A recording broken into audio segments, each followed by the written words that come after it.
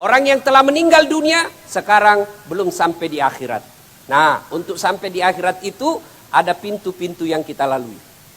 Ada tangga-tangga yang harus kita lewati. Apa tangga dan pintu yang dilalui untuk sampai ke akhirat? Mari kita simak satu demi satu. Dalam kitab Durratun Nasihin dijelaskan untuk sampai ke akhirat itu minimal ada 4 tangga yang dilewati. Yang pertama ada yang disebut sakaratil maut. Apa itu sakaratil maut? Orang Perancis bilang ipamadangi. Perancis itu Pare-Pare dan sekitarnya. Nah, sakaratil maut. Bagaimana kondisi dan keadaan orang menghadapi sakaratil maut? Tergantung amalnya ketika hidup. Ketika dia hidup, agamanya Islam, tingkah lakunya Islam, rajin hadir salawatan seperti ini, insya Allah sakaratil maut mati dalam keadaan Islam. Sebaliknya, ketika dia hidup agamanya Islam, perbuatannya tidak Islami, tingkah lakunya tidak Islami, dia pembuat mesum, pembuat maksiat, hampir bisa dipatikan, matinya pun nanti tidak dalam keadaan Islam. Pertanyaan, adakah orang Islam mati tidak dalam keadaan Islam? Banyak. Setiap Jumat, mimbar khutbah mengingatkan kepada kita. Tiap Jumat kita dengar.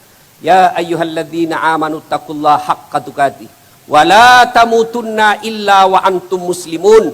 Wahai orang-orang yang beriman, bertakwalah engkau kepada Allah dengan sebenar-benarnya takwa, dan janganlah kamu mati, jangan sekali-kali kamu mati illa kecuali wa antum muslimun, dalam keadaan beragama Islam. Sengaja Allah ingatkan kita setiap mimbar Jumat, hati-hati kalian, lahir Islam, khitan Islam, nikah Islam, tapi belum tentu kalian mati dalam keadaan Islam. Siapa mereka yang mati dalam keadaan non muslim atau kafir? Contoh aja ini ya, contoh saja ini. Pedagang. Ada pedagang di sini. Berapa harganya ini sarungmu? 50.000. Wih, mahal benar. Dia beli, itu saja 50 saya kasih kau modal, karena kita sama-sama orang Bugis. Lalu 40.000, enggak boleh. 50 itu modal, padahal sudah ada untungnya. 10.000-nya riba. Wa ahallallahu bai'a wa harramar riba. Allah halalkan jual beli, tapi Allah haramkan riba. Mana kategori riba? Satu di antaranya menipu pembeli. Termasuk ada penjual bensin botolan di sini. Ada. Oh, itu hati-hati. Tulis bensin murni. Malah dia campur minyak tanah. Begitu dikomplain, kenapa kau tulis bensin murni? Ada minyak tanahnya. Dia bilang, jangan salah mas bro. Istri saya namanya Murni. Makanya saya tulis bensin murni. Manusia boleh kalian tipu, tapi demi Allah, Allah maha tahu. Contoh lagi nih, contoh. Ada oknum penegak hukum. Ada anak sekolah buru-buru pergi sekolah. Tidak pakai helm. Lewat jalan raya. Nabrak, melanggar rambu-rambu lalu lintas. Didapat sama oknum ini. Kau melanggar. Kau tidak lihat rambu lintas. Kau tidak lihat rambu-rambu. Saya lihat pak. Kenapa kau langgar? Saya tidak lihat bapak.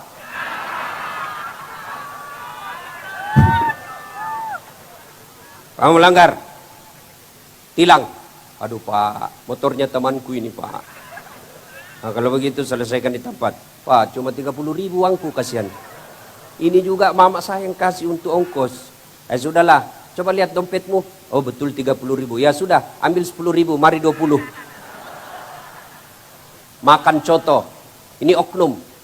Makan coto di pinggir jalan. Makan coto 248. 2 mangkok coto, 48 ketupat. Kenapa? Ketupatnya gratis. Makan sempoyongan keluar terlalu kenyang, sambar motor, sak, mati. Matilah kalian dalam keadaan kafir. Kenapa? Ada barang haram dalam perutnya. Contoh lagi nih, contoh lagi. Contoh aja ini, contoh. Anak gaul yang banyak tato di badannya. Plebe cap kupu-kupu. Lalu, ayo saweran, 5.000 pertama. Saya 10.000.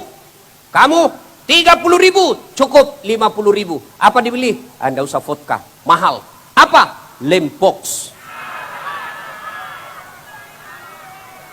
Lempox campur racun tikus. Beleng-beleng. Kenapa lempox kau minum racun tikus? Akhirnya isap. Bikin komunitas remaja bernapas dalam kaleng.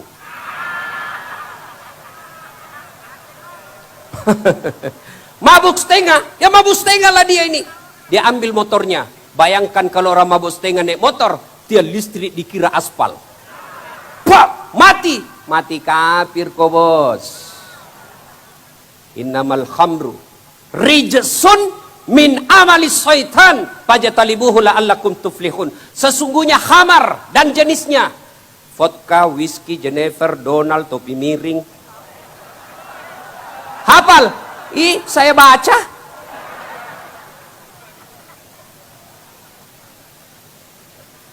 Minuman keras jauhi anak muda. Silahkan jadi anak gaul, anak band-band, anak futsal, anak gondrong-gondrong, anak motor-motor, anak gunung-gunung, silahkan. Tapi jangan dekati minuman keras. Satu-satunya minuman keras yang halal, es batu. Es batu gesok mi, tanpa sirup, undang juga. Ini anak muda sekarang nanti dibilang gaul kalau pintar teler. Cemen lu men, kampungan, baru 1 botol sudah teler. Tuh teman kita jago sampai masuk di got. Dulu waktu saya sekolah dan kuliah, kalau dibilang teman saya, ayo, Dasat, sini. Saya bilang, enggak bos, saya jauh-jauh tinggalkan kampung, tidak mau jadi pemabuk. Dia bilang, kampungan loh. Saya bilang, biar mi, daripada kau enggak ada kampungmu.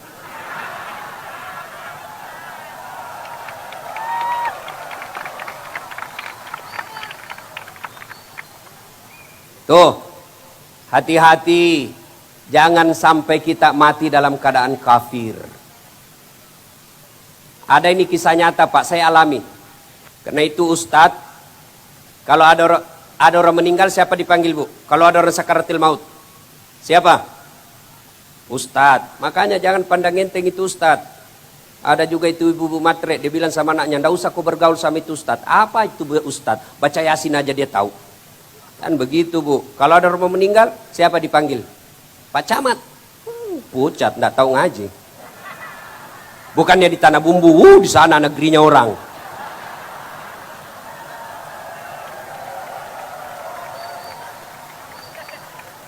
Ini kisah nyata saya pernah alami.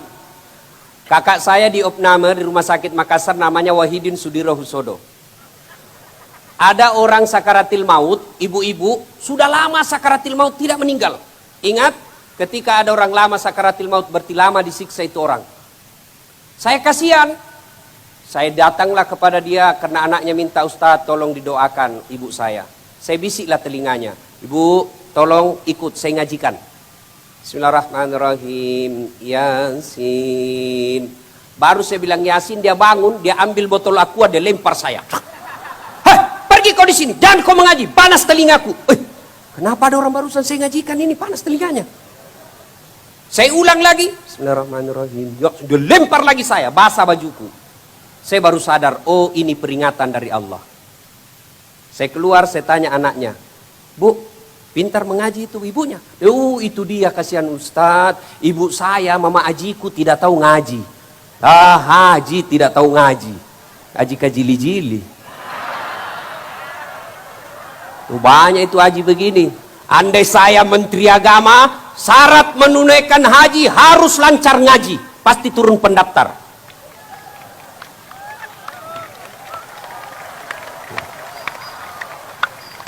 Bapak, saudara-saudara sekalian, kisah yang kedua, bahwa sakaratil maut itu tergantung amalnya orang. Nenek saya, Kota Baru. Saya orang Bugis tapi saudara, ibu saya semua ada di Kota Baru. Nenek saya sakaratil maut, saya bisiklah di telinganya. 82 tahun nenek saya sakaratil maut waktu itu. Saya bisik, Nek, maciuk ki, ikut ki Nek. Saya bacakan Yasin. Sampai 83 ayat khatam. Beberapa saat kemudian dia bilang, Melo na yolo, istirahat. Saya mau istirahat dulu. Beberapa saat kemudian, meninggal. Kami cucunya semua heran. Kok bisa dia hafal? Padahal waktu sehat, tidak hafal ini surah Yasin. Tapi akhir hidup beliau 2 tahun lumpuh, kerjaan antara maghrib isya baca Yasin. Dari 2 fakta yang saya lihat ini membenarkan pepatah kita yang mengatakan Allah bisa karena biasa. Ibu bapak saya tanya, mau sakaratil maut dalam keadaan Islam? Mau sakaratil maut dalam keadaan Islam? 1. Man qama la ilaha illallah ila akhiril hayata dakhalal jannah. Siapa yang mengucapkan la ilaha illallah penghujung hidupnya pasti masuk surga. Itu jaminan Nabi. Supaya terbiasa la ilaha illallah, sakaratil mautnya la ilaha illallah, maka ketika sehat lazimkan la ilaha illallah. Kayak tadi ketika Habib sudah acungkan 1 jari, la ilaha illallah, la ilaha illallah. Terbiasa itu, insya Allah sakaratil maut kita lancar mengucapkan 2 kalimat syahadat. Makanya anak muda kemana-mana jangan tinggalkan tasbih. Ya, coba kalau ada tasbih di tangan seperti saya nih, kalau ada tasbih begini, pegang, otomatis mulut langsung berzikir. Pegang tasbih langsung la ilaha illallah. Tidak ada orang pegang tasbih begini langsung dia bilang jalan kotek 1, onde-onde 4, gogos 5. Tidak ada itu Pak. Makanya caranya adalah biasakan kemana-mana bawa tasbih. Kita di atas mobil angkutan umum, tidak ada kegiatan, yuk pegang tasbih kita. La ilaha illallah, la ilaha illallah. Kenapa? Peluang sakaratil maut meninggal orang jalan raya jauh lebih besar daripada tinggal di rumah. Kenapa? Kecelakaan. Cuma ada sopir di kampung saya pernah bilang begini waktu saya masih sekolah. Dasat, lebih banyak nanti sopir masuk surga daripada ustadz. Sambaran dia bilang ini. Kenapa bisa? Dia bilang itu ustadz bikin lupa Tuhan. Bukannya ustadz ngajak orang ingat Tuhan. Dia bilang coba lihat kalau ustadz khutbah Jumat. Kalau ustadz khutbah Jumat banyak yang tidur di belakang. Lupa Tuhan. Tapi coba kalau sopir banyak yang kasih ingat Tuhan. Gimana caranya? Kalau saya balap itu mobil Panther, kencang di atas 150 km per jam, semua penumpang la ilaha illallah, la ilaha illallah, la ilaha.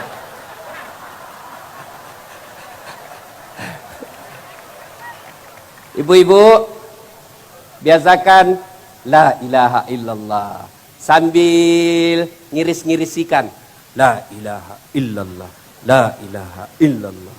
Ya, jemur pakaian la ilaha illallah. Insyaallah Allah bisa karena biasa. Yang kedua, setelah memperbanyak kalimat tahlil ini, yang kedua lazimkan selalu berdoa. Majelis taklim biasanya hafal ini doa. Itu ada buku yang dibagikan tadi oleh keluarga almarhum, buku tahlil. Coba buka halaman belakang, itu ada doa selamat. Di dalam doa selamat itu ada yang berkaitan dengan ajal kita.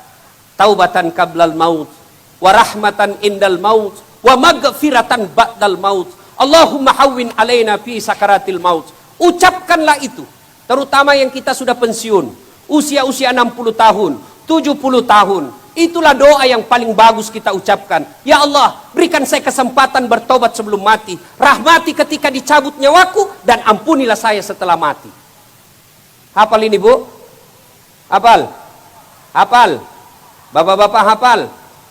Nah, kalau sudah 70 tahun doa ini yang dilazimkan. Jangan sudah 70 tahun masih ya Allah bukakan pintu jodohku. Matoa ni milau mopi. Sudah lobet la ilaha illallah. Nah ibu bapak saudara-saudara sekalian. Nah ketika berpisah jasad dengan roh itulah kematian. Nah